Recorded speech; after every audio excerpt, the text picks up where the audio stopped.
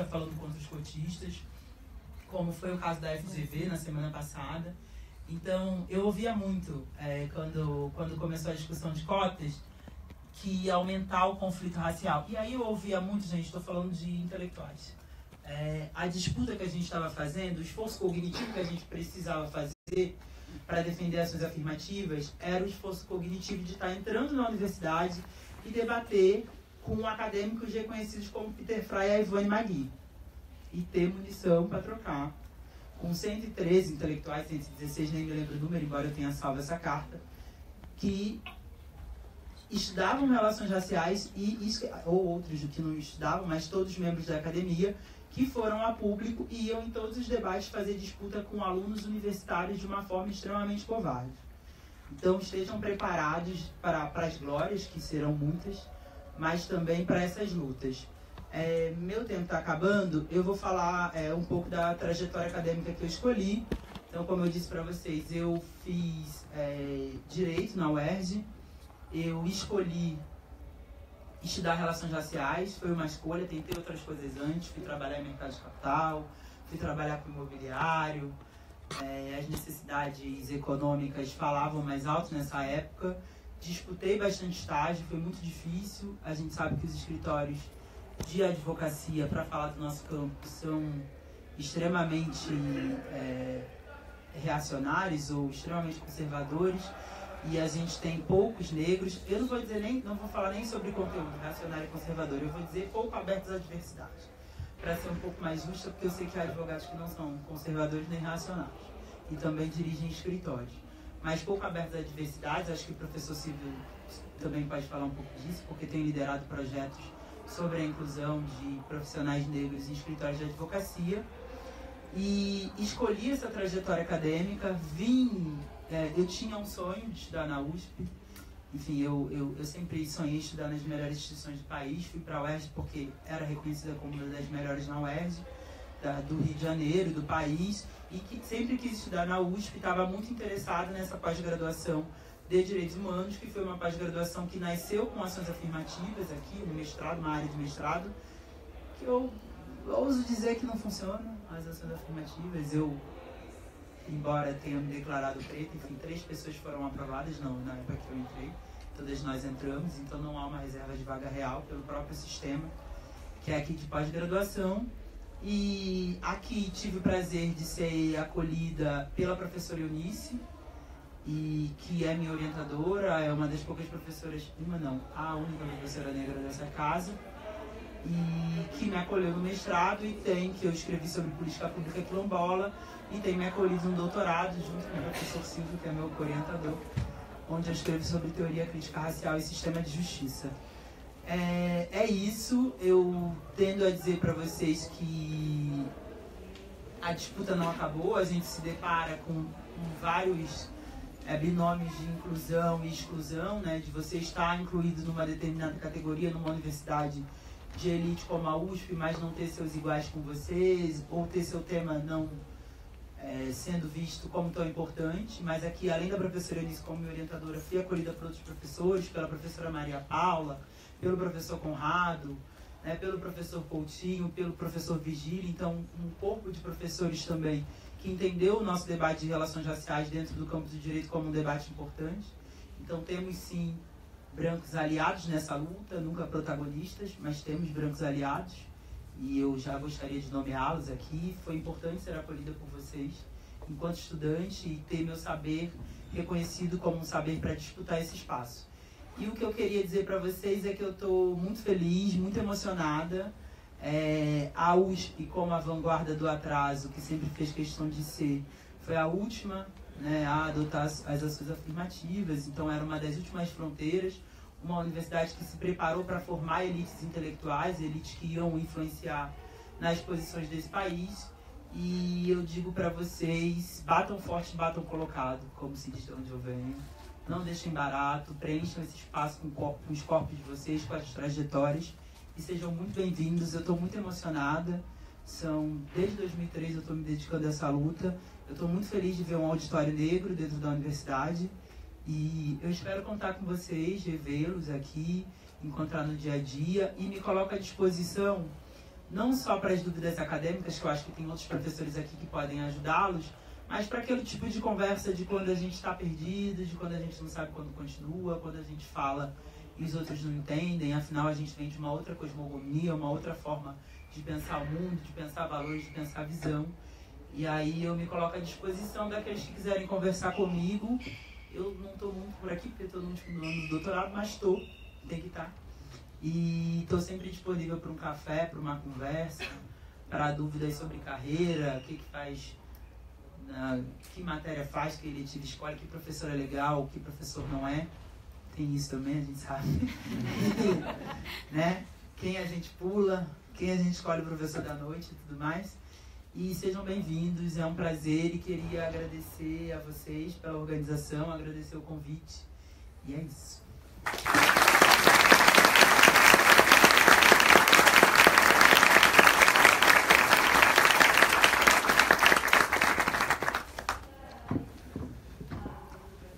Agora eu queria apresentar o professor Silvio de Almeida. Ele é advogado, é professor da Universidade Mackenzie, doutor em Filosofia e Teoria Geral do Direito aqui na USP, bacharel em Filosofia pela USP também, e consultor técnico da Federação Quilombola do Estado de São Paulo e especialista em Direito Empresarial e Terceiro Setor. Muito obrigada pela sua presença.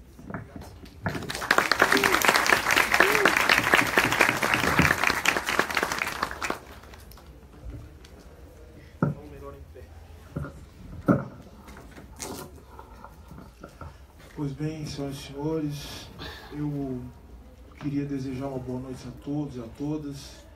E já, ao desejar boa noite, já denuncio já a minha emoção, minha alegria, não só pelo fato de estar ao lado de pessoas tão queridas, né? Estar ao lado aqui da Aline, estar ao lado aqui da Júlia, da Djamila, das nossas duas colegas aqui. Qual é o seu nome, querida? Da Gislaine e da Letícia, ao nome, enfim, está ao lado de pessoas tão queridas, né? Mas fundamentalmente por estar aqui nesta sala e com esse auditório. Eu vou dizer o porquê da sala, porque essa sala para mim ela tem um significado muito especial, né? Eu já olho para essa sala e já vou lembrando de um episódio marcante da minha vida e que certamente mudou a minha trajetória, porque foi exatamente nesta sala, uma data inesquecível, no dia 6 de maio de 2011, que eu defendi a minha tese de doutorado. Então, estou muito feliz aqui, que olho para essa sala, eu lembro aqui dos meus amigos, lembro ali da minha mãe, do meu falecido pai, enfim. Então, esse lugar aqui é um lugar para mim que tem uma energia certamente muito boa, né? Então, é um sinal de que essa noite já deu certo. Então, eu gostaria de agradecer o convite também que me foi feito, né? E principalmente pelo professor Conrado, né? Professor Conrado que teve toda a delicadeza, né? Com toda a sua gentileza e me chamou para compor a mesa, como eu falei, ao lado de pessoas tão especiais. Senhoras e senhores, eu gostaria de falar um pouco sobre o que significa estar dentro dessa universidade, o que significa tudo isso que a gente está fazendo aqui hoje. Eu acho que esse momento é um momento que denuncia um dos maiores dilemas na vida de um homem negro, de uma mulher negra, num país como o nosso, onde os sentidos da nossa história eles são também objeto de disputa até hoje, e principalmente sobre algo que nos marca tão duramente, que é a questão racial. Então, vejam só que nós somos, de um lado, nós somos os detentores de uma tradição, e quando eu falo de tradição, eu não falo apenas do ponto de vista cultural, religioso, eu estou falando de uma tradição também de pessoas que foram capazes de desenvolver estratégias para continuar sobrevivendo, apesar desse país ser o que é. Então, toda vez que como eu falei, quando eu estou nessa sala aqui, eu não consigo deixar de pensar, né, na minha mãe, aí eu penso na minha avó, assim como vocês pensam também nos pais de vocês, e pensem também em quais foram as estratégias necessárias para que pessoas com a cor da nossa pele pudessem chegar até esse momento. Então, vejam, não somos detentores apenas de uma tradição que nos preenche a alma, nós somos detentores também de uma técnica, de uma tecnologia de sobrevivência que ela é fundamental e que deve ser repassada também para aqueles que vêm depois de nós. Isso é fundamental. Então nós somos guardiões de uma tradição. Agora tem um outro aspecto, ao mesmo tempo também que nós somos guardiões ou guardiães dessa tradição, nós precisamos também ficar atentos para os desafios que se colocam à nossa frente, a fim de que nós possamos inovar o tempo todo. Então essa é uma outra característica que nós guardamos. A necessidade que se junta à capacidade de inovar o tempo todo. Porque os desafios eles vão se colocando, se recolocando à nossa frente, né? E nós temos sempre que dar um jeitinho de lidar com os problemas. E por que eu estou dizendo isso, senhoras e senhores? Eu estou dizendo isso porque, vejo, ao mesmo tempo que é uma grande alegria entrar nessa universidade, entrar na faculdade do lado de São Francisco, e mesmo aqueles que não são alunos que estão aqui e que pretendem entrar, ou que estão aqui acompanhando alguém que quer entrar, ou mesmo aqueles que estão aqui apenas para celebrar esse momento tão especial, é importante dizer que nós estamos aqui com um grande desafio. Entrar nesse momento nessa universidade é um grande desafio. E veja, primeiro porque se trata de uma universidade que resistiu bravamente, como muito bem falou a Aline aqui, à política de cotas. A USP, quando a história dessa universidade for contada, ela tem que ser contada por inteiro. Contada, também a Aline falou disso muito bem aqui, contada de como essa universidade e esta faculdade, primordialmente, contribuiu de maneira decisiva para todas as mazelas que nós vivemos ainda hoje. Aliás, não haveria escravidão, não fosse a escravidão como um sistema que se reproduz, a escravidão como uma estrutura. Vejo, porque a violência da escravidão é uma violência do processo, uma violência extraeconômica dentro de um processo econômico. Mas vejo que isso não se faz sem todo um aparato jurídico e institucional que seja capaz de dar conta de reproduzir essas condições. Então vejam que essa faculdade ela é o resultado de uma exigência histórica de reproduzir essas condições que forjaram a economia brasileira, forjaram a fortuna de muitas pessoas, né, que estudaram nessa faculdade e que também não precisam nem estudar, porque tem tanto dinheiro e também não estão preocupados com isso. Né? Mas vejam só que essa faculdade foi fundamental para reproduzir as injustiças. Vejam, e a minha constatação não é uma constatação de ordem moral, é uma constatação que eu estou fazendo de ordem política e, portanto, é uma avaliação institucional, do papel que as instituições. Essa instituição não seria tão importante se ela não fosse cheia de contradições. E o fato de nós estarmos aqui hoje é sinal de que há contradição. Ela é cheia, ela é vazada de contradições. É uma instituição que vejam só, que apesar de tudo que fez, apesar de tudo que produziu, foi instada, foi forçada a ter uma política de cotas.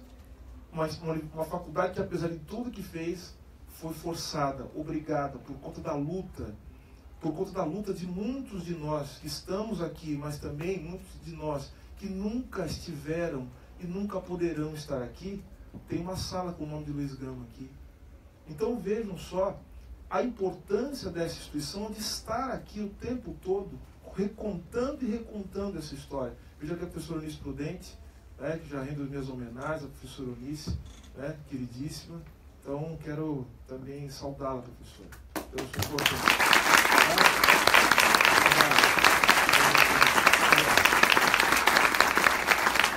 Então, falando de pessoas que foram importantes aqui, a professora Eunice Prudente. Então vejam só.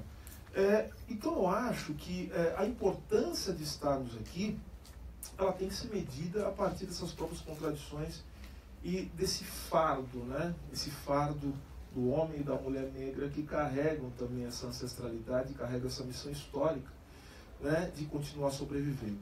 Então acho que isso é importante. A história da USP recontada vai ter que ser recontada também o papel da USP na ditadura militar, e todos os outros problemas institucionais que nós tivemos e que nós temos até hoje, o papel dos intelectuais uspianos, como eles foram tão importantes.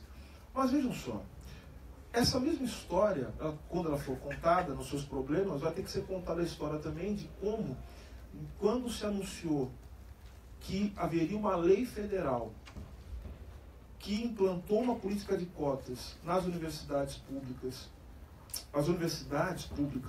em âmbito federal, como a Universidade de São Paulo resistiu bravamente. Eu me lembro que no primeiro dia em que se anunciou, né, a lei federal, que a lei federal tinha sido aprovada, o Conselho de Reitores se reuniu, das universidades de São Paulo, se reuniu para dizer que aqui não, aqui era São Paulo, aqui não tinha cotas. Foi essa a expressão, aqui não existe a tradição de cotas. Aqui nós somos pela meritocracia. Olha só. Então, isso que eu quero dizer a vocês, que é contra esse tipo de coisa que a gente vai lutando.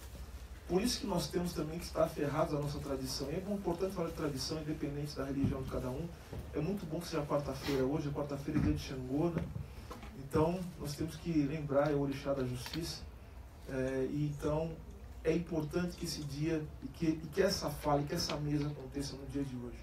Então, veja, isso é o primeiro problema. Nós vamos enfrentar, portanto, uma faculdade que foi forjada para nos manter em uma determinada posição e não conseguiu fazer isso. Foi vazada por contradições. Agora, uma outra coisa que exige não apenas a nossa visão sobre aquilo que somos e como chegamos até aqui, mas exige também que nós tenhamos um olhar prospectivo, olhando para frente, olhando para os desafios que se nos colocam. Eu estou falando aqui que nós estamos vivendo um momento de crise, por isso que é duro estar aqui. E quando eu falo de crise, senhoras e senhores, eu não estou falando apenas de crise, como vocês veem no jornal, né, caiu a bolsa, e não sei o que, não. Estou falando de uma crise civilizatória. Estou falando de uma crise que vai muito além da crise, de uma crise que a gente pode se ver apenas como econômica. Há uma desorientação, né, uma desorientação geral de como a sociedade vai caminhar.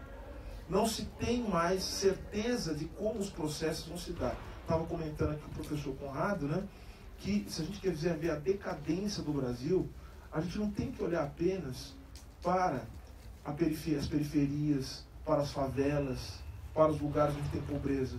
A gente tem que olhar para cima, olhar para o Supremo Tribunal Federal.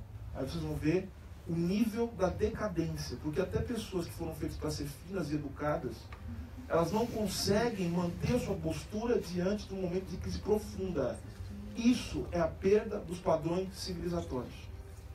Parece briga de escola, né? É aquela briga de menina saída de escola. É isso que virou o Supremo Tribunal Federal. Mas veja, que não é só o Supremo, é isso que eu falo, não é uma consideração de natureza moral, é uma consideração para mostrar como os problemas da estrutura social se infiltram nas instituições e como mexem também com a nossa subjetividade. Eu duvido que não tenha uma pessoa aqui que, diante dos fatos que aconteceram, eu estou falando aqui da barbaridade que fizeram com a vereadora Marielle Franco, mas também das barbaridades, cuja barbaridade feita com ela é o símbolo máximo do que está acontecendo com a gente. Eu duvido que não tenha alguém aqui que não tenha sentido medo nos últimos dias, que não tenha sentido a impotência, uma impotência, não só uma impotência política, mas uma impotência pessoal, uma impotência até para sair da cama. Eu duvido que não tenham muitas pessoas aqui que não tenham que estar recorrendo à medicina para continuar sobrevivendo. Então vejam, isso é o símbolo de uma crise que atinge a todos nós. E é nesse exato momento, quando a universidade também está em crise, eu estou falando também de crise, uma crise intelectual, uma crise civilizatória, mas também uma crise financeira, uma crise econômica. Então tudo que vão negar para a gente agora que nós entramos, o que temos a perspectiva de entrar, vai ter como desculpa o problema de que não tem mais dinheiro. Então vejam, é até inusitado pensar nisso, né? Ou seja, tudo agora vai ser, não tem mais dinheiro, acabou o dinheiro, então não dá para fazer mais do que nós estamos fazendo. Então vejam que essas coisas que nós vamos ter que enfrentar. E tem um terceiro desafio também que eu faço questão de mencionar aqui. É um desafio, como eu falei, que decorre da crise, que decorre dessa trajetória da Universidade de São Paulo, mas é também uma crise que resulta, né, que se espraia no campo intelectual. E essa nos atinge também enquanto homens e mulheres negras. O que eu estou querendo dizer com isso? A Djamila me conhece, eu sempre faço esse mesmo discurso. Senhoras e senhores, nós estamos vivendo um tempo de anti-intelectualismo. O que significa isso? As pessoas estão achando bonito ser ignorantes. Quanto mais ignorante a pessoa for, mais a pessoa se acha bonita e poderosa. Vocês perceberam que isso é uma coisa que nos atinge também de alguma maneira, porque as disputas, principalmente por causa das redes sociais, elas ficam tão renhidas, que a gente também entra nessa onda. Mas qual que é o nosso problema? Eu estou falando para os negros e para as negras. Nós não podemos nos dar a esse luxo, por incrível que pareça. Por isso que é duro para a gente. A gente tem que ser alguma coisa, tem que lutar contra tendências do mundo que podem até, que também destroem a vida de pessoas brancas. Mas a nossa destrói de maneira muito maior. Então vejam, olha que loucura. Nós temos que lidar com uma universidade que não tem tradição e que não aceita as nossas tradições, lidar com uma faculdade cuja institucionalidade é forjada sobre o sangue e sobre o suor, sobre a vida dos nossos ancestrais. Nós vamos ter que lidar com isso. Nós vamos ter que lidar também com os desafios e pensar também o que seremos nós daqui para frente, uma visão prospectiva diante das poucas perspectivas, não que só a universidade dá, mas que o mundo também nos dá. Olha só, porque vejam, e agora eu quero juntar isso tudo e termino falando com a questão de por que é importante nós estarmos aqui, apesar disso, porque nós temos que estudar. E como e o que nós temos que estudar. Então vejam, somos negros, negras, temos as nossas questões, temos a nossa tradição, temos os nossos problemas, queremos sim, nós queremos sim, né, que a nossa maneira de pensar seja também abordada aqui, que aquilo que foi produzido pelos nossos seja também objeto de estudo e seja estudado aqui. Só que tem uma coisa, a gente não pode deixar de estudar as armas com que os inimigos usaram contra nós. Então pare com essa história de que a gente só vai estudar a questão racial. A gente tem que estudar a questão racial, mas na verdade a gente tem que estudar a questão racial também. Mas nós temos que dizer o seguinte, nós estudamos questão racial, mas também, só porque nós temos uma vantagem, porque a gente tem que estudar a questão racial. Isso aí para nós é um vaticínio. Só que também a gente tem que estudar direito constitucional, a gente tem que estudar economia política, né? A gente tem que estudar também filosofia. É isso. Ou seja, nós temos a chance de ter um conhecimento, né, e de conhecer algo que é fundamental para você entender o Brasil, que outras pessoas que são brancas e que acham que isso não é importante, porque alguns sabem disso, não se dão conta. E por isso não são capazes de oferecer soluções que tenham potência para dar conta dos problemas que o Brasil tem. Senhoras e senhores, eu digo o seguinte, quem não estuda a questão racial não tem condição de entender o que acontece no Brasil. Quem não estuda a questão racial não entende economia. Não entende, não sabe. Eu afirmo aqui e falo para qualquer um. Quem não estuda a questão racial nesse país não tem condição de entender o que é o direito. E como o direito funciona e como ele foi forjado. Quem não estuda a questão racial não entende as contradições do direito constitucional. Não entende. E eu afirmo e reafirmo isso com todas as letras. Porque não é capaz de lidar com a realidade, com aquela realidade mais profunda. Quem não entende a questão racial não tem condições de falar de democracia e nem falar de economia ou desenvolvimento. É o que eu sempre estou dizendo. Então, veja, nós temos uma dupla tarefa de manter nossa tradição e também estudar e nos apropriar de todos esses conhecimentos também. Então, nós temos que lutar contra o anti-intelectualismo. Nós não temos outra opção. O nosso conhecimento, a nossa forma de aquisição do conhecimento é uma aquisição de conhecimento de maneira crítica. E crítica não é ficar falando mal das coisas ou dizer assim, não li, não gostei. Isso não é crítica, isso é burrice, com todo respeito. Isso é outra coisa. Ser crítico é a gente entender o limite das coisas, é levar as coisas até o limite. Então nós temos que ser críticos em relação a essa instituição, que agora nós estamos aqui dentro, para saber quais são os limites dessa instituição, para dar soluções para o Brasil. Eu quero aqui, na mesma linha que a Aline falou, dizer o seguinte, nós temos a condição de ensinar coisas que sozinhas as pessoas desta universidade e desta faculdade especialmente são incapazes de aprender. Ensinar como funciona a realidade. Ensinar como é possível fazer um projeto que de fato possa trazer uma transformação para o Brasil. Por isso eu quero saudar a todos e todas, dizer da minha enorme alegria e satisfação de estar aqui nesse momento e dizer que eu estou à disposição. E olha, uma coisa é certa, se diante desse quadro, né, que parece um quadro tão difícil, a gente pode ficar um pouco desanimado, eu quero mais uma vez voltar a essa questão da ancestralidade, ou seja, nós chegamos até aqui. Então nós temos muita gente para honrar, nós temos muita gente para celebrar, nós temos muita gente para agradecer, nós temos que fazer isso. Isso é fundamental. Então eu quero lembrar aqui, estou lembrando, se eu estou lendo ali, parece que eu estou vendo meu pai. né? Meu pai, que é um homem que foi jogador de futebol, né? Você sabe disso, não tem, né? Meu pai foi goleiro do Corinthians, olha só. Mas eu quero dizer uma coisa, foi goleiro titular do Corinthians, mas meu pai foi goleiro do Corinthians numa época em que jogar futebol não se ganhava dinheiro. Então não pensem que eu sou igual o filho do Neymar. Então, pelo contrário. Primeiro que meu pai tinha um problema, isso que eu digo para vocês, tem que entender como é que funcionam essas mecânicas do racismo, né? Por isso eu termino. Imagine, se o racismo ele estrutura até mesmo a maneira com que os negros vão ser vistos naquilo que esse país acha que é a única coisa que eles podem fazer, que é o esporte, imagine no campo do direito, né? O meu pai, ele era um goleiro negro.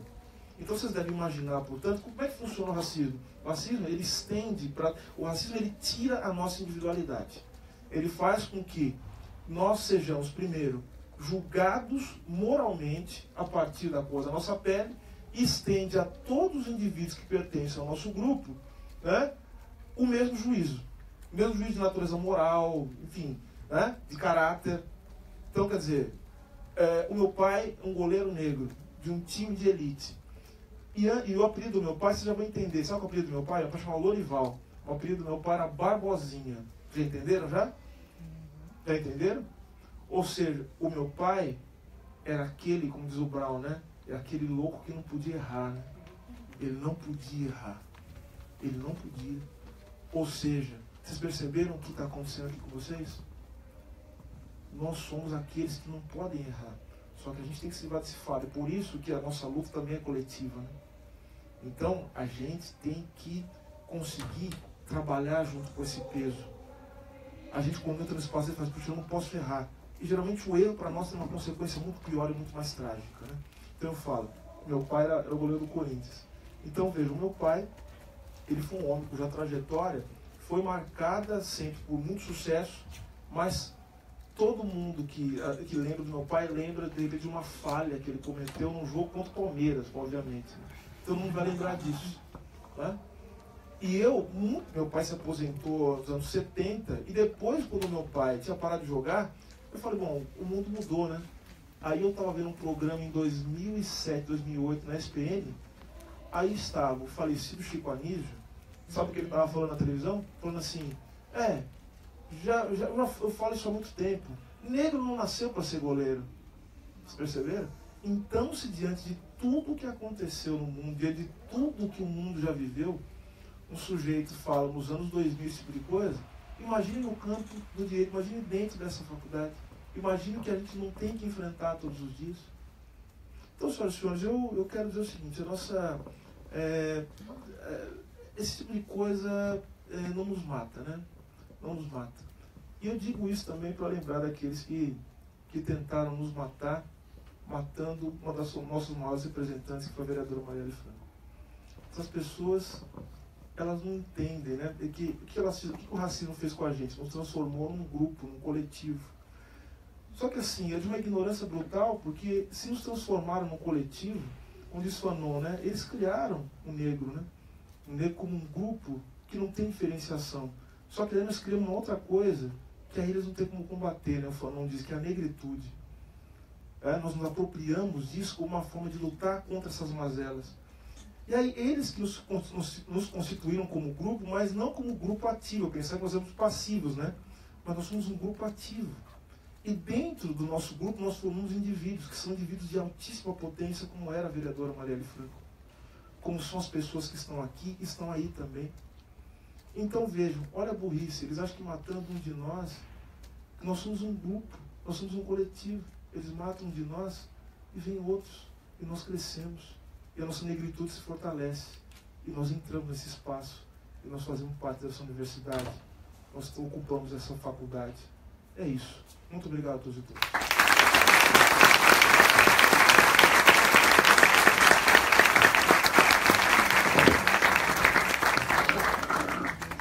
Obrigada, Silvio, pela sua fala. Agora vamos ouvir a Júlia Drummond. Ela é advogada, mestranda em Direitos Humanos pela USP, membro da Defende, que é uma rede feminista jurista, e membro do Quilombo Oxê.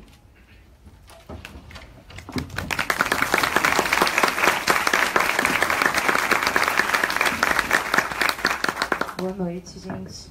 Boa noite.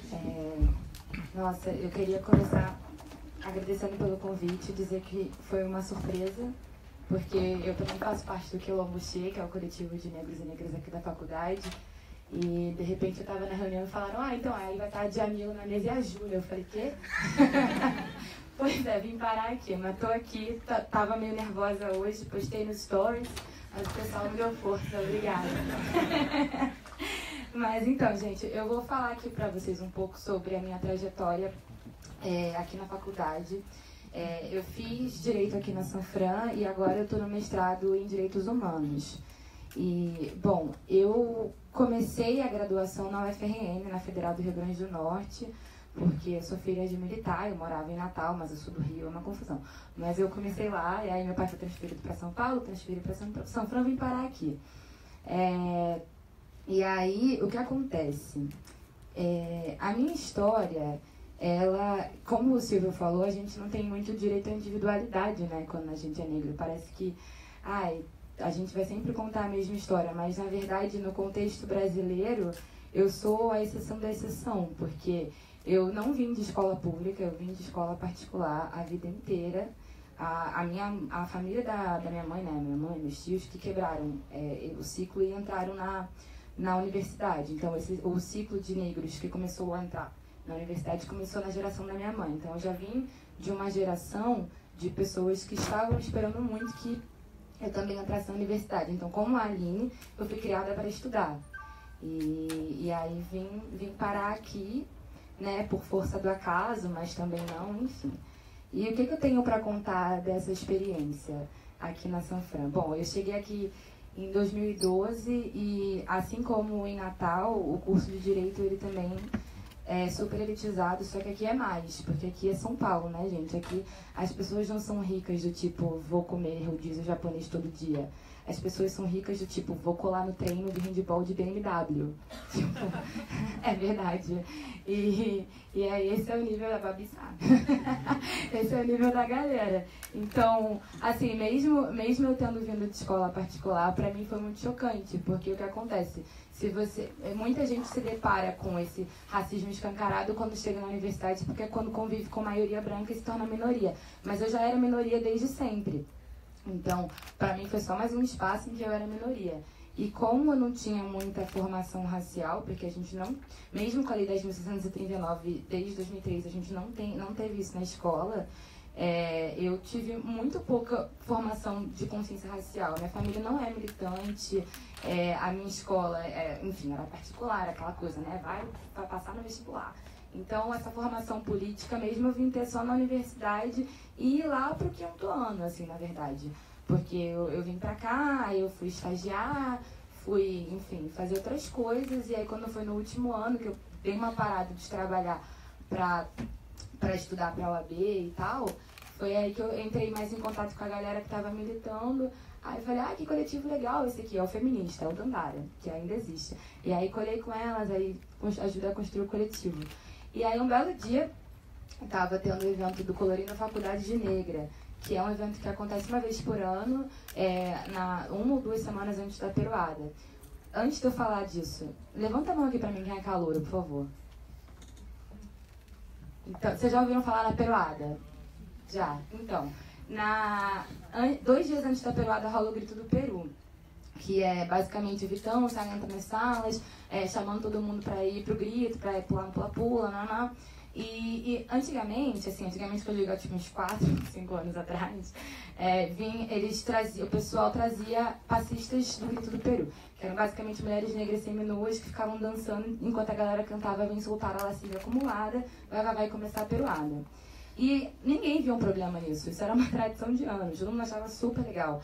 E aí o Dandara, o coletivo feminista primeiro, começou a falar, gente, isso não tá ok.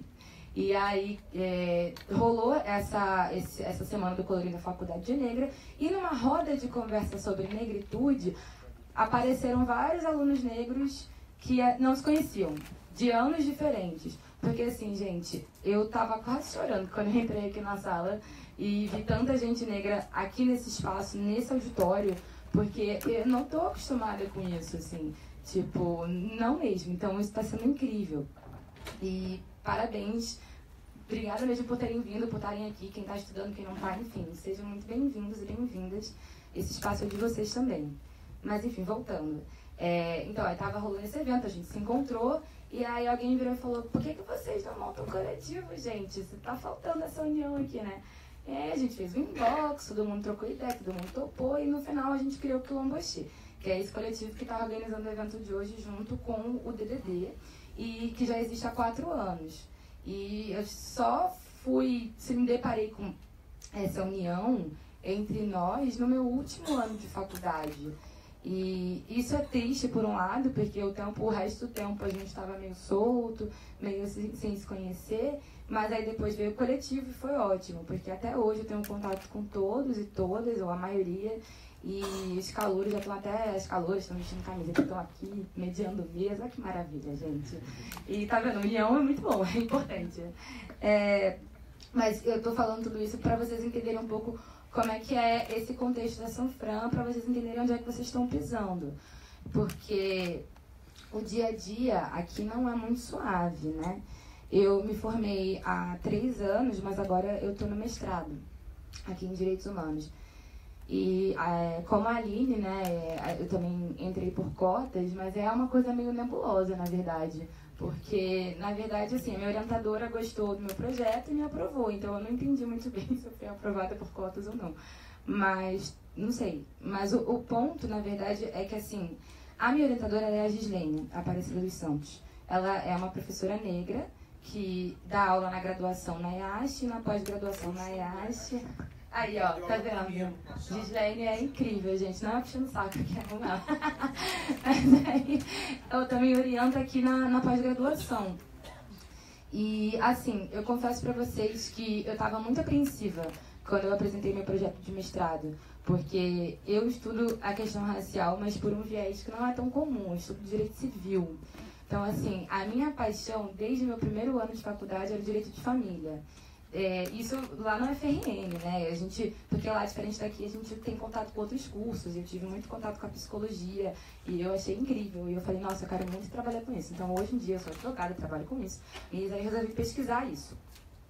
E aí, o meu projeto eu analiso a legislação do casamento, a construção dela ao longo do século XX, e as demandas afetivas das mulheres negras, porque normalmente a solidão da mulher negra é estudada na sociologia. Só que o que adianta a gente entender como é que funciona essa afetividade, ou pelo menos em alguns espaços, mas não torná-la, assim, não tratável, mas bem tratada, né, pelo direito? Qual que é o papel do direito nessas demandas afetivas? E eu queria pesquisar isso. E aí eu pensei, nossa, eu vou aplicar esse projeto no Departamento de Direito Civil da Sanfran. Caramba! E aí foi complicado, eu fiquei com medo e no final eu nem consegui fazer a prova pro mestrado no DCV porque eu perdi o horário, graças a Deus. E aí, no ano seguinte, eu aprimorei o tema, e aí eu conversei com o pessoal do Quilombo, porque é isso, a gente é um coletivo que se ajuda muito. E aí o Arthur falou, Júlia, tem a Gislene. Aí eu fui atrás da Gislene, e aí fui ler as coisas que ela escreve, mandei e-mail, fui ser cara de pau, né, gente? E aí mandei e-mail e falei, eu quero prestar o mestrado com você. Aí ela, tá bom, vem conversar. Aí eu fui lá, mostrei meu projeto pra ela. Na verdade, não, era um pré-projeto, não tinha nem muita coisa escrita. Eu tinha um tema, eu tinha outra coisa escrita, mas eu nem sabia fazer um projeto.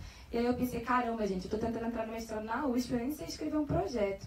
Mas assim, ela gostou do tema e ela botou muita fé no tema e em mim. E isso fez toda a diferença, sabe? Tipo, eu passei anos da graduação com uma professora negra que eu tenho muito orgulho, que é a professora Eunice, mas que é isso, assim, todo mundo... Porque, gente, o conhecimento jurídico...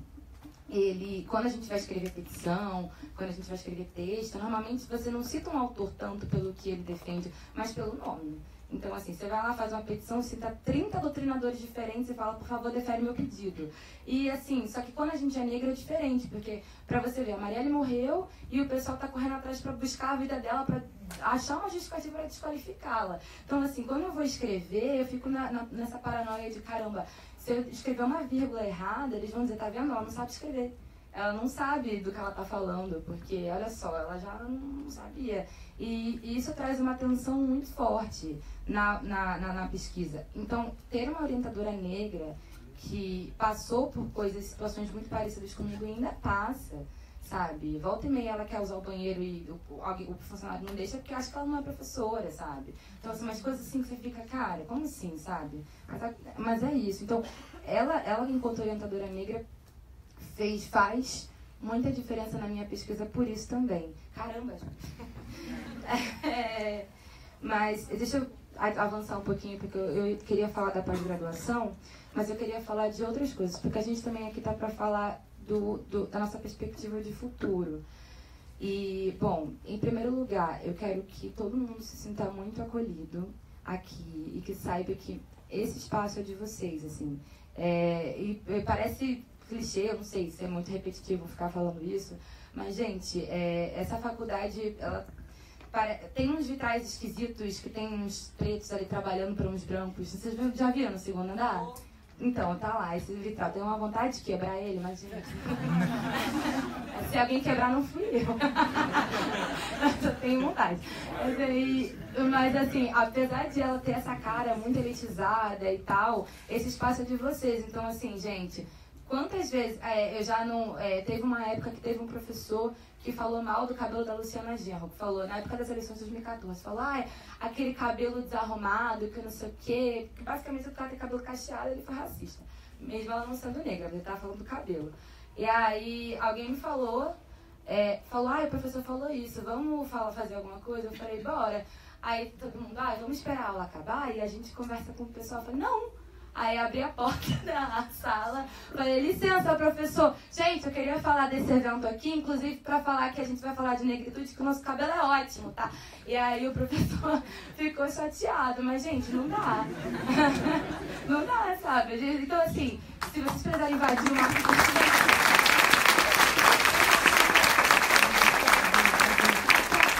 Se vocês precisarem invadir uma sala eventualmente... Acontece, então faça isso. Tem que meter o pé na porta. Tem que meter. É assim que a gente aprovou cota, a gente não foi pedindo data venha, sabe?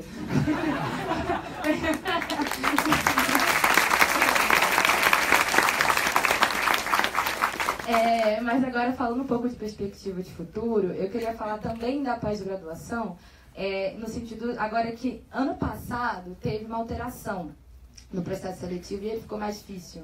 E isso não é bom, porque, assim, só direitos humanos tem cota e funciona de um jeito meio esquisito, mas agora tem uns critérios novos e, assim, ficou mais caro prestar o mestrado, porque antes você tinha só que pagar pela prova de proficiência em língua estrangeira, agora você paga pela prova, você paga de proficiência estrangeira, você paga pela prova dissertativa, você paga por não sei mais o quê, paga. Era R$100, já não era barato, agora tá R$400. Pra você. Só que a isenção é só de metade. Não tem isenção total. Não tem. Antes tinha. Ou era metade ou era total, mas assim, antes caía para R$50. Agora a metade é 200. Então, assim, não tá legal. E além de tudo, a Sanfran está exigindo, por exemplo, você pode fazer a prova de proficiência em língua estrangeira da FUVEST ou apresentar um certificado de língua estrangeira, tipo TOEFL. Só que, assim, a Sanfran está pedindo o nível 100 do TOEFL. E a nota máxima do TOEFL é 120. Só para vocês terem uma ideia, para você prestar pós-graduação em Harvard, a nota mínima é 100. E aí, em Harvard, a língua nativa é inglês. Eu fiquei pensando, caramba, a Sanfran se acha, né? Assim, mas, gente, a gente tem que lutar para que a prova seja acessível, sim, para que aceite espanhol, ou para que até a gente... para até abolir a proficiência em língua estrangeira, porque, assim, não é a gente que tem que se adaptar ao conhecimento e à língua estrangeira, é a universidade que tem que se adaptar ao nosso conhecimento.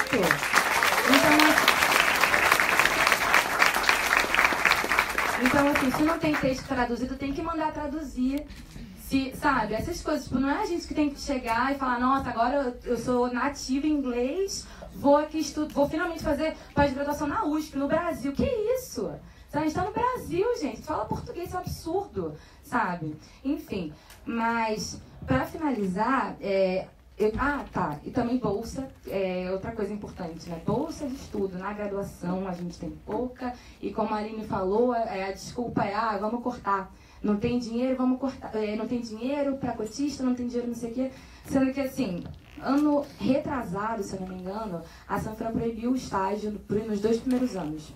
Então, quer dizer, todo mundo sabe que estágio no direito paga bem se você faz uma universidade de elite. Então, agora que a galera preta está entrando, a galera cotista está entrando, está proibido fazer estágio nos 2 primeiros anos.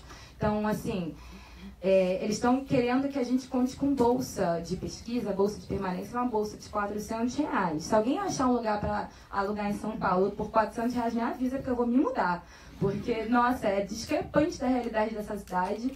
E assim, a galera muitas vezes precisa trabalhar, e se não quer que trabalhe, se quer que a gente se dedique integralmente à pesquisa, que pague por isso, sabe? Que pague uma bolsa decente, porque o custo de vida em São Paulo é alto, e não é porque as pessoas não têm grana que elas têm que ser humilhadas para estudar, não, sabe? Estudantes têm direito a estudar com dignidade, então é com bolsa de permanência sempre. Ao contrário do que o reitor acha, é obrigação da universidade garantir condições para os estudantes de fato frequentarem a universidade, seja com livro, seja com bolsa de permanência, seja com moradia e bandejão.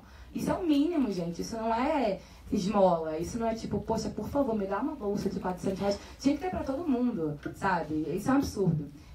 Então, essa é a nossa luta também, a nossa luta por permanência, e o Quilombo, o pessoal da casa, lutou muito no ano passado para aprovar redivisão de verba, para que hoje as pessoas consigam acessar a casa do estudante, que não é mantida pela USP, é mantida pelo centro acadêmico, pelo dinheiro do U11, que também é um absurdo, porque é a obrigação da USP manter os estudantes aqui com dignidade, sabe? Se não fosse a briga da galera da casa do estudante do ano passado, estaria circulando rato até agora nos corredores, porque já teve surto de rato. Gabriel aqui, o Dulce está aqui, não deixa mentir, já teve surto de rato, já teve cano estourando, um monte de problema estrutural que antes não era resolvido, porque além de a USP não dar apoio institucional nenhum para casa, a maior parte do dinheiro ia para a Atlética, sabe? Em vez de ir para a casa do estudante, sabe? Umas coisas absurdas. Então, assim, é muita luta, mas eu quero que vocês saibam, gente, que vocês agora estão em muito maior número, e ainda eu acho pouco, eu acho que devia ser pelo menos mais da metade. Mas, assim, já dá um alívio, não pra mim, sabe? Eu já terminei, é um alívio pra vocês, é um alívio pra quem tá vindo. Porque vocês estão vindo, como a Aline e o Silvio disseram, com os corpos de vocês, mas também com a mente, também com a vontade de estudar e de fazer a diferença. Então, assim, vocês têm o direito de estudar o que vocês quiserem. Se vocês querem estudar tributário, estudem. Querem estudar civil, penal, o que vocês quiserem, sabe? E saibam que vocês são bem-vindos, que vocês podem contar com a gente do Quilombo, com a gente que já estava aqui, e que é de vocês também. E a gente tem que lutar para que vocês permaneçam, para que os próximos que vierem também tenham condições de permanecer. Então, bem-vindos e muito obrigada.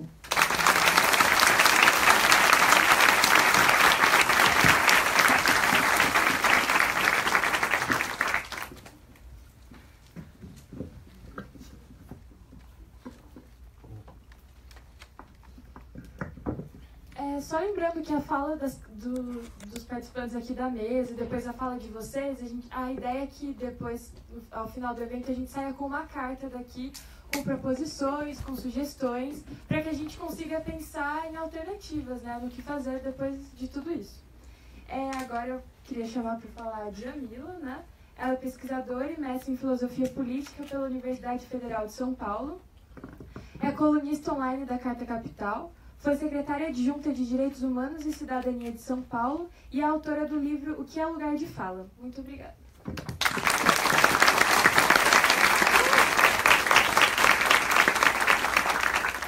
Boa noite a todas as pessoas presentes. Eu agradeço o convite, agradeço o professor Conrado. É um prazer estar aqui. Eu vou fazer uma fala de quem é de fora, né? Porque eu não sou do direito e nem da USP, né? Então, é uma fala mesmo de quem não vivenciou essa universidade e muito menos a área do direito, enfim. Outsider. Total, outsider. Eu ia usar outsider, mas eu achei muito americano.